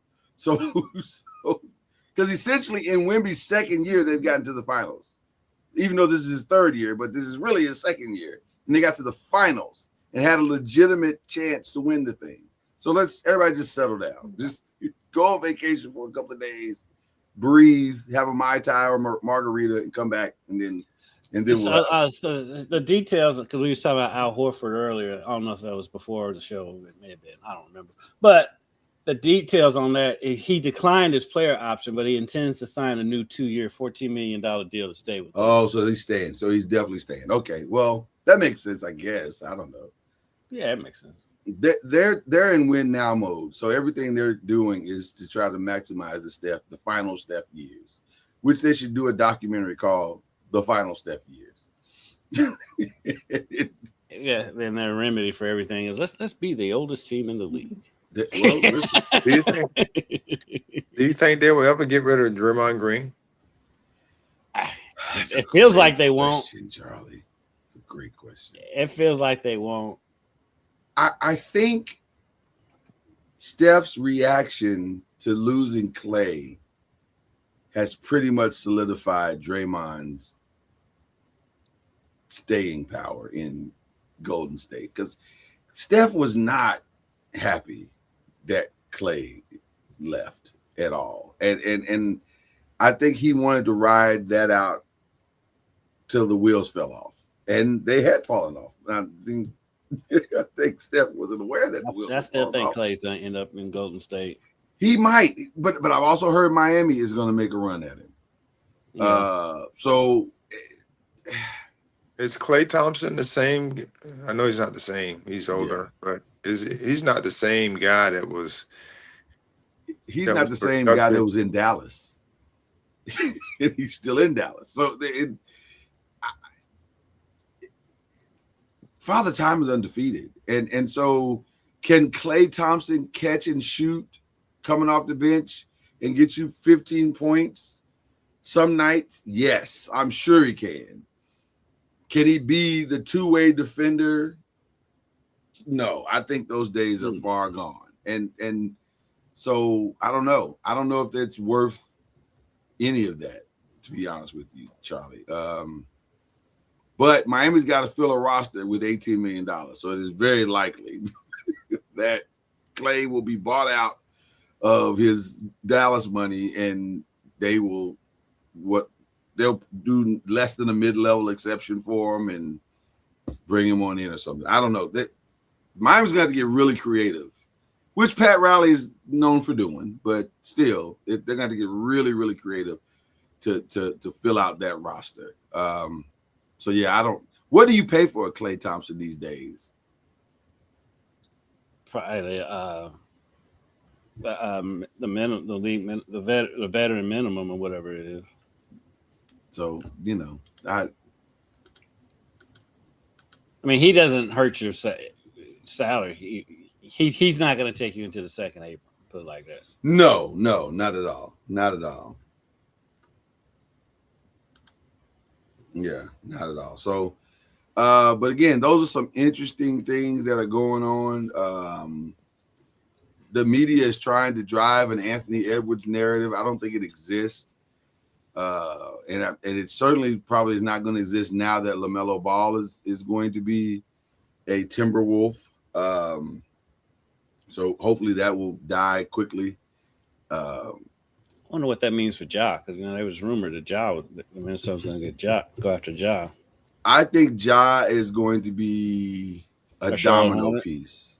Well, he's going to be a domino piece. What happens in 3 other places will dictate if Ja will, because he'll be like the kid on the playground that can play, but you're like, these guys are better, and I'd rather have these guys because at least I know these guys will be team guys, and and then Ja be left out there. And by the way, when you pick up Ja, if he is aware of his circumstances, it could be a game changer for your franchise. Oh, if Ja grows up and his daddy grows up, yeah, and they need turn everything around. Whoever gets him, if he grows up and matures, I mean, they're gonna get a steal because they're gonna get could him be huge. Yeah, Could be huge. But could he's end up in Orlando. I don't hate that because Paolo Banchero needs a lot of help, and he is not getting that help because his guys can't stay healthy. And there's familiarity with Desmond Bane being there, so they shrink the learning curve a little bit. So I don't hate that. I don't hate that at all. It's gonna be interesting to see. Go ahead, Charlie. Do you put him with the first-year head coach? That's another challenge. That's the challenge. Yeah, that's the challenge. There's the challenge. It's again, unless the head coach has, staying power to be able to handle, because he's coming from a place where you didn't have any like outside mess going on or stuff you had to deal with. I don't know where he was before. He may have had some of that, but I know in San he's in Antonio, New Orleans. Yeah, so I mean, I don't know who's there. But yes, he had to deal with mess in New Orleans. And by the way, they're if you believe the reports out in New Orleans, they're having a fire sale. They've announced that everybody except for Queen and Fevers are available. Everybody. Fevers. Yeah. Fears. I don't know why he call that kid Fevers, but it's Fears. Yes. Yeah. Ja in Boston is intriguing. In Boston, I had not thought of that. That's interesting. That is interesting. Because you have an established coach. Yeah. Who's different, and probably he can handle. Yeah. Ja. He for sure could handle him. Yeah. Also, curiously, Charlie and Kendrick, Houston announced they're open for business. Everybody except for Thompson, which I was like, really? They Sengun's up? They said everybody except for Thompson. Wow. I would not let go of Sengun. I don't think I would let go of Sengun either. But I understand. But to me, that may have been more to announce that KD is available than it is about Sengun. Right. Because I understand why they're saying KD is available. That KD could not have messed up that team chemistry more if he tried. Like when you find out your guy has a burner account and he's been dogging you on the internet, that's been par for the course. I mean, that's followed him all the places he's been, and so it's just unfortunate. Is there a social media anonymous where he can get help, the help he needs? Because that just seems weird to me. Therapy. Why do you need to do that? That is such a weird tick. Like, why do you need to do that? I gotta have 4 phones. I gotta do it, man. I just gotta do it. KD's a different cat. He's just a very different cat. He is very different. It's just crazy to think that, I think the championship window for him, Steph, and LeBron might be closed. Definitely is in the Western Conference. If they go out east, they might. But they've had good runs. They've had their runs. I just can't see them being the number one guy. Going up against the Spurs and the Thunder over the next few years. Steph could, if they could figure out how to get younger and get younger pieces around. Has just not been able to figure out how to get younger. That's why Mike Dunleavy's going to be fired. That's why I keep telling you that it's going to be fired. Saying that, but it has not come into fruition. It hasn't happened yet, but it just patience by a young Jedi. I mean, everything comes to an end eventually. You can't be 20 years down the road and say, "See, I told you." I don't think you have to wait 20 years. I listen. It's. I think Joe Lacob is the kind of owner that he loves Steph so much that he can't see Steph not making one more run. He can't. That's why he's holding on to Draymond. He can't fathom that they can't make one more run. Because in their minds, the reason why they didn't make the run the last 2 years is because Jimmy Butler got hurt and Steph got hurt and this person got hurt and that person got hurt. It's not that they're old. It's that they're injured. When the truth is, they're old and injured. Right. Right. They're exactly. old and injured. It's the same thing. But you can't convince Joe Lacob of that. He believes that if they were healthy, Draymond believes that. If we're healthy, we can beat anybody. And that may or may not be true. But I think you need young talent to make that really, really true. So it's a fascinating set of circumstances. So I think we've covered all of the NBA stuff. Real quick, guys, the Brendan Sorsby story has concluded to an ending of sorts. There will be no supplemental draft. He can apply for the regular draft next year, and let's see how it works out for you, young man. Which, by the way, my personal opinion is I think the NFL did him a favor. I feel like the NFL gave him a 1-year suspension without giving him a 1-year suspension. That's exactly what I'm saying. They did him a favor. He needs to go get help. Well, he did, didn't he? No, not 2 weeks help. He needs real help. He needs to sit in this and feel it for some time. We can't keep rewarding guys. This dude been betting on games since high school. You have a problem, sir. You have a problem. If you're 17 and you're thinking, I got to go finish my biology test and also I need to put $10,000 down on my high school game, you have a problem. You have a real problem. So I think they did him a significant favor by letting him sit in this for a year, go get some help, rehab your image, rehab your mindset, and then come back. Because these are grown men, and they're not going to be happy if you're betting on games, getting suspended in the middle of the season, and you're the starting quarterback of their franchise, and you're costing them money. That's a different thing. I think what the NFL did is, A, they gave, like I said, they gave him a suspension without giving him a suspension. And B, they took having to answer questions off the table because, these owners, he's talented. Somebody was going to pick him up. And so that this protects the owners from being the owners. Mm-hmm. Right. Protects the league from having to answer all these questions, and it gives them a suspension without it causing any conflict with the players union. 100%. But so it was a very strategic move by the NFL. 100%. Charlie, you got any parting thoughts on Brendan Sorsby? No, I agree with those. And again, I just go back to, their rules that you have in place, and if you're going to, break the rules because of, you feel like it's the best thing for a person.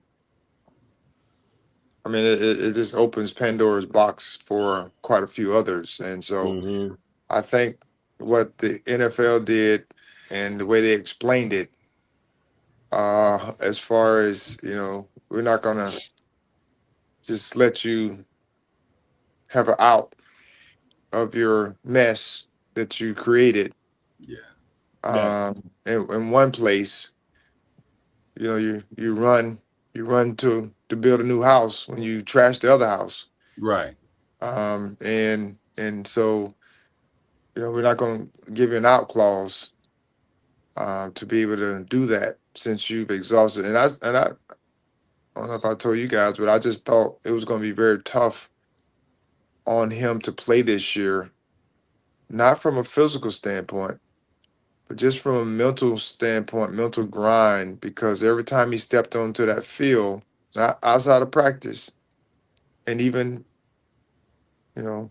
outside of practice, it was going to be there.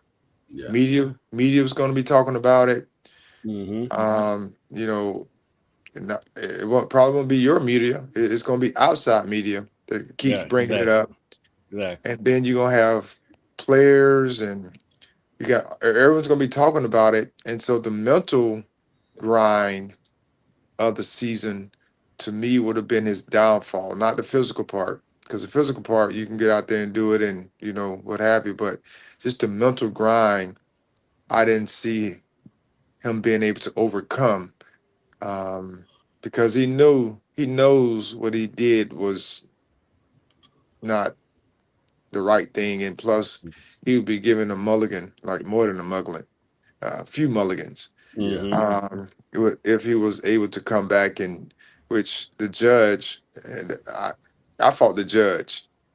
I agree. I don't understand unless they got paid, handsomely for it, which even that, you know, was an issue to me, as well, because if you do that, you get paid for making that decision, then that means you can be bought anytime, you know, Yes. and that works towards your credibility piece. And so I just think, um, the judge did him a disfavor by agreeing to do a temporary injunction just so he can Mm-hmm. play. Yeah. Um, as I call that, that's first world problems. Yeah.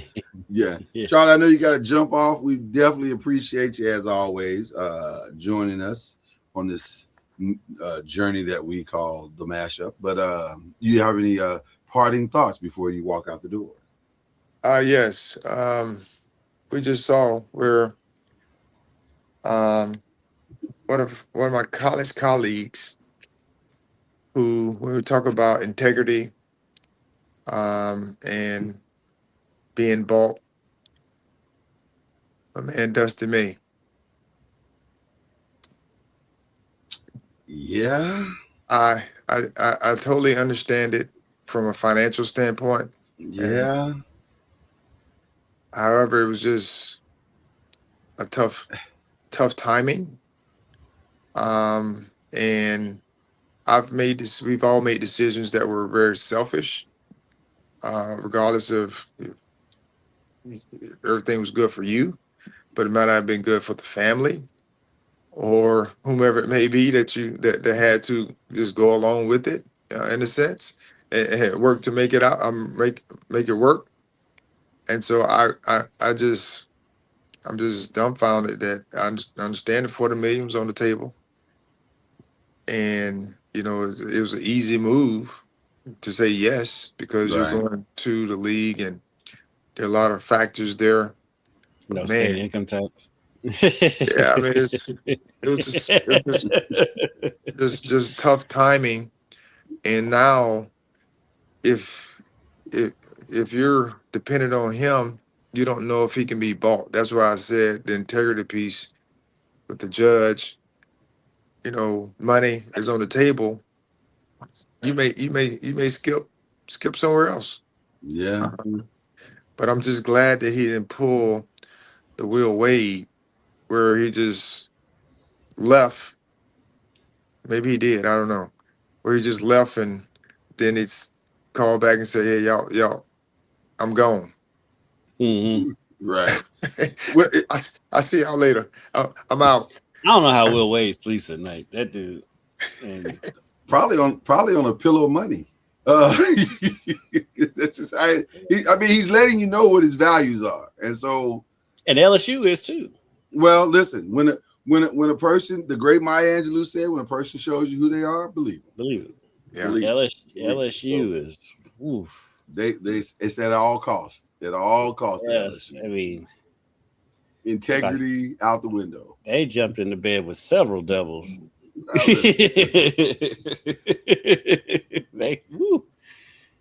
So thank you, Charlie. Appreciate you, man. All right. Appreciate you guys. All right, All brother. right, man. You have a good one. The great Charlie Ward, ladies and gentlemen. The Great great. Charlie Ward. Rattling it up, rattling cages right now.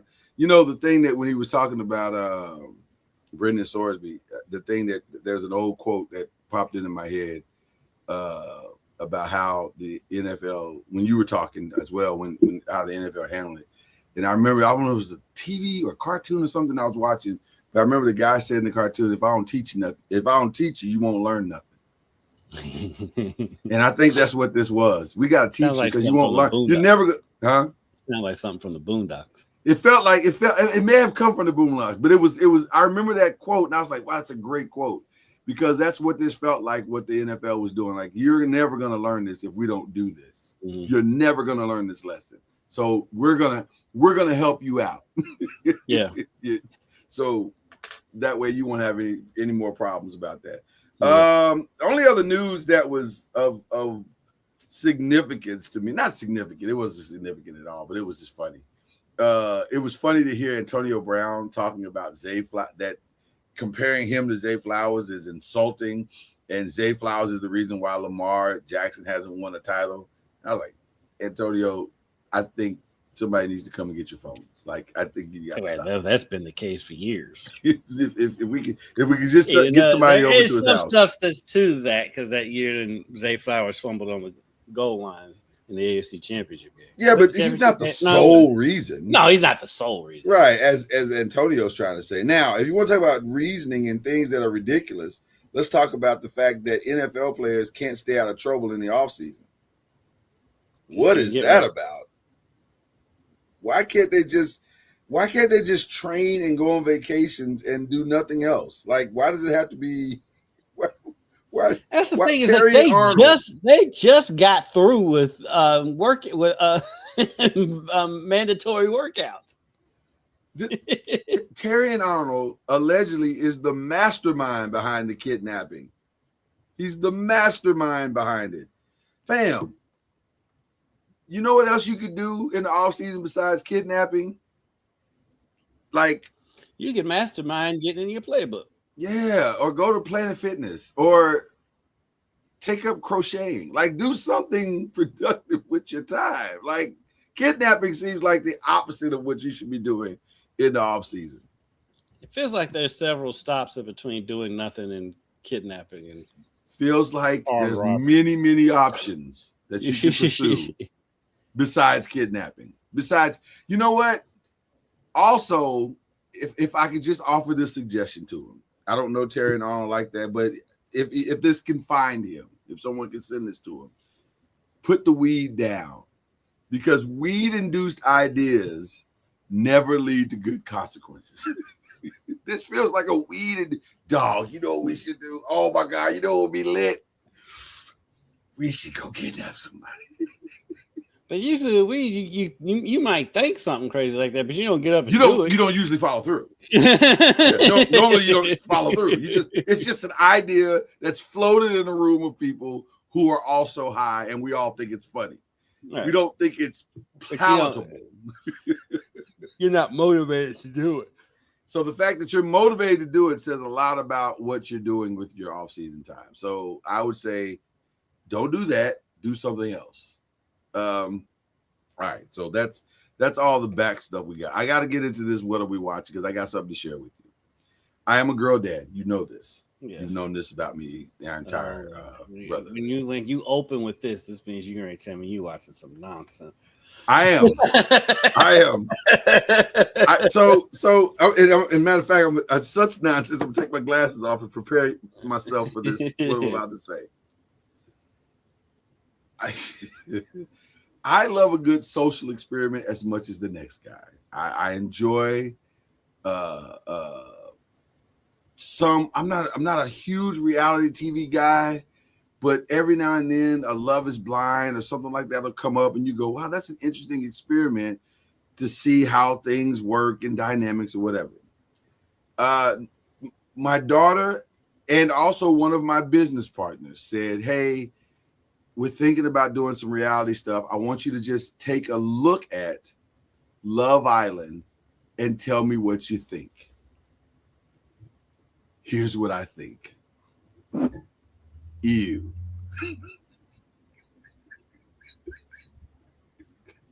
Ew. It's I have never seen Kendrick Haskins. I need you to hear me on this. I have never seen anything more ratchet. There was a 3-minute segment from this. And by the way, here's the craziness about Love Island. Filmed 6 out of 7 days a week in real time. So they're in Fiji. So the way it's set up, they did something yesterday. It'll be on tonight. They're doing something right now. It'll be on tomorrow. The only day off they have is Wednesday. The thing that I saw Tuesday, I can't unsee that. It was normally they don't show hypersexualized things on regular TV or even streaming sites. They don't show that type of stuff. You have to go behind a paywall to see those type of things. But what they showed in a 3-minute span on Love Island the other night, oh, wow. Did you have to clutch your pearls? I clutched somebody's pearls. I'm not sure who the pearls were I was grabbing onto, but it was. I just have never seen that. I can't say, and I've watched TV my whole life, and I can honestly say, never seen that on TV. never seen that. The amount of kissing and oh my God, it was unbelievable. It was unbelievable. And everybody just was like, oh. And then when it was over, they just went back to, let's go cook some breakfast. Like, wait, what? That's how this works. We just move on like it never happened. Oh, I can't believe we lost the game. Lost the game, ma'am. You're gonna need shots. That's what's gonna happen. You all are gonna need to get tested. This is not good. It's wow. I do understand the popularity of the show. I do get it. But Lord have mercy. I had to ask myself, Kendrick, if 20-year-old me could be on Love Island. And the answer is no. No, you can't do that. That's no. And have video? How do you explain that to your children at years from now? I wonder that about a lot of stuff that people do. Why are you kissing all these people? Well, now you if you owe your kids honesty at that point. Well, now listen, your mom was out there. Your dad was out there. He was doing some ratchet stuff. So I don't know. I wasn't prepared for that. I was not prepared for that. Somebody should warn me about these shows. So, so give me a heads up if you can. Tell me what to expect. I get why it makes money though. They do 38 episodes in a season. 38 episodes in a season. Yeah, because I've never seen 1 second of that show. I've heard of it, and I see people talking about it on social media, but I've never seen 1 second. It is a wild, and I don't think they're all like this. From what I've been told, because I know people, I've talked to people who've seen it, who are fans of it, and because I had to ask, I was like, "Hey man, you watch this?" He's like, "Yeah, man, I watched it with my daughters." Da, da, da, da. And they're all saying the same thing. This one was not. They're not near. Most of them are not as bad as what's happening right now. But it was, oh man, it was a lot. So unfortunately, that is one of the things I was watching. Okay. Are you caught up on everything? That's the question I have for you as we talk about what we're watching. Are you caught up on everything? I am caught up on 100 Cook. I have not watched the latest barbecue Brawl. Okay. Yeah. 100 Cooks is a weird show. I'm just gonna be honest with you. It is kind of weird. I think I enjoy it. I think I do, but also it's very strange. Like it is the most random. We need 9 people to come down and cook and boil water, and the best one boils water it gets to go forward. But 8 of you are going home. What? Wait, what? Yeah. Yeah. It's a very strange show. It's very strange. I'll stick with it through this season. I don't know if I'll come back. Yeah, I don't know if I'm coming back either. And I like Terry Crews, but I like Terry Crews, but I don't think I will necessarily like him on this show. it doesn't feel like it works. But we'll see. I think they need one of the Food Network regulars to be the host of the show. And also, I think the kid, no disrespect to him, I'm sure he has a phenomenal social media following and he's doing well. But if you didn't win Master Chef, I don't know if I need you judging this. Like, it feels disingenuous to have him be one of the judges of a show where he didn't even win his show. Like, so how are you telling us we're wrong? You know what I'm saying? Like, it just seems weird. I guess it works out because they're not chefs. Neither is he, though. He's just popular. He is. Well, he's popular. He's a chef though. But the people on the show, the contestants on the show are just like us. So what qualifies him as a chef? He hadn't gone to school. He's just popular. He was on Master Chef. I think he came in like 3rd or 4th on the season that he was on. But now he has like 6 or 7 million followers. So now he's a chef. Now he's a qualified chef, which, by the way, I'm sure he is somewhat qualified. I'm sure he knows what he knows. But wouldn't it be more, I don't know, validating? Well, they wanted to go younger, I think, and they wanted to get somebody that's popular. Right. So I get that, but I don't know. So anyway, you don't watch The Chi, do you? I told you, the Chi jumped the shark with me when that lady shot up the mayor from point blank range, and he came back the next season perfectly fine. And I was like, yeah. Listen, who among us have not been shot and came back perfectly fine? What are we talking about right now? Because it wasn't. And like the funny thing is that's not even the most outlandish thing that happened on that show before I stopped watching it. No. That's not even in the top 5 of outlandish things. The fact that the mayor was a big known gangster. Yeah. A known black gangster is not going to win the governor of a major city. That's not probably not. Probably not. That's a hard sell. It's a very hard sell. Didn't they sell drugs? Yes, but he's very conscious to the help needs.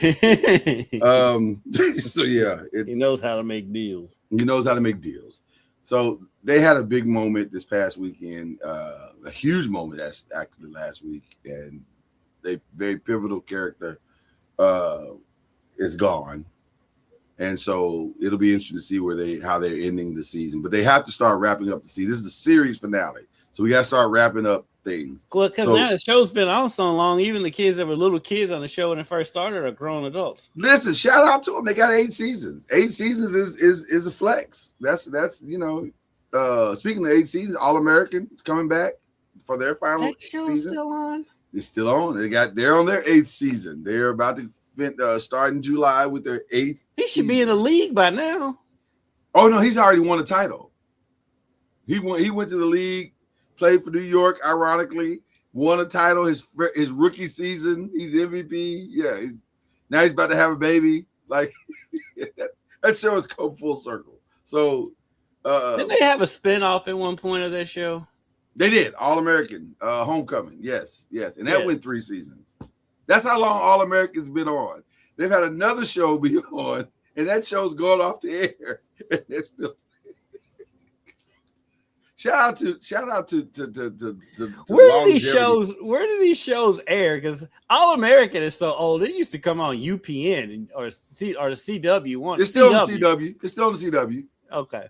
Yeah, but I don't watch anything in real time, so I'll go back and watch it. Like CW, other than them having the ACC package, I didn't know that they was still on the air. They're still doing shows. Yeah, they're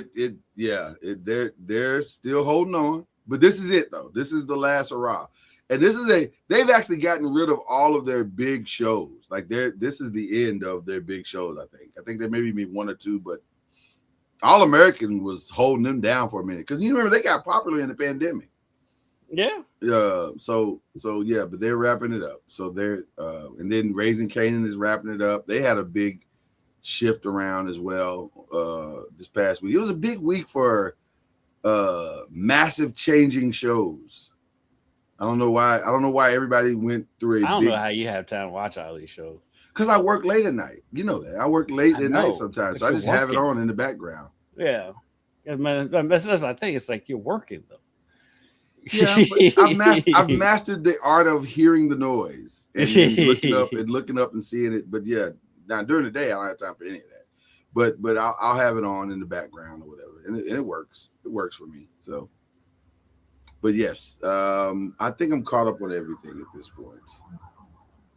Is that my house that somebody's running past? Or I think that's my house. That was yours. Yeah, maybe I should look out and see what's going on. But yes, that's what's happening in our world. And Barbecue Brawl's good. It's been good. We're headed to the end of that. I hope. Well, I won't spoil it for you, but people, that show, this was an interesting mix this season. It was an interesting mix of chefs. I feel like I know who's going to win. I think I do too at this point. It seems like it's geared toward the three people that you would think if you've been watching it. Those three people are pretty much at this point. It seems like they're locked into the final thing. And I agree with you. I think, and we haven't even spoken about this, but I think I agree with what you're thinking. I agree with what you're thinking.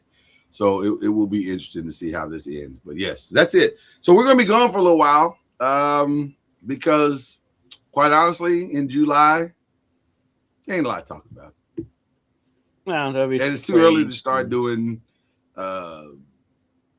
profiles and all that kind of stuff. So we'll just take a break, and you take the break with us and go back and see some of our best moments, some of our older shows and best interviews and all that good stuff, you know. So you got any shout outs, sir? Anybody you want to shout out before we take off for the summer? Not to end the show on a somber note, but my shout out is more of a prayer request. But we do prayer requests here for Kenny Klein, U of L longtime University of Louisville Sports Information Director Kenny Klein and his family, dealing with the serious medical issue. They need all the prayers you can get. Kenny's the best in the business at what he did. And he was so good at his job that he retired, and Rick Pitino basically got him out of retirement to help him out up at St. John's. He's any sporting event that happens in this town, major sporting event that happens in this town, Kenny's the point man. Was Kenny your entry point into U of L coverage? I mean, he was there. I'm saying, right. I'm saying, well, he was for sure mine. And I was a nobody, like nothing. I'm just a guy that started the thing was trying to crack in, and he treated me like I was in everything. Yeah. And never made me feel less than that.